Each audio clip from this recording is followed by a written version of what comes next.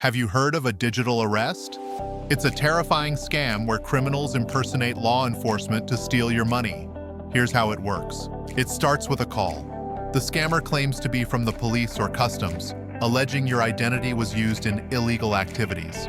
They create extreme urgency, telling you that a warrant is out for your arrest and you are under digital arrest.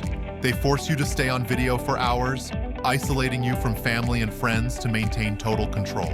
The trap ends with a demand for money. They'll ask for a security deposit to clear your name. Once you pay, they disappear.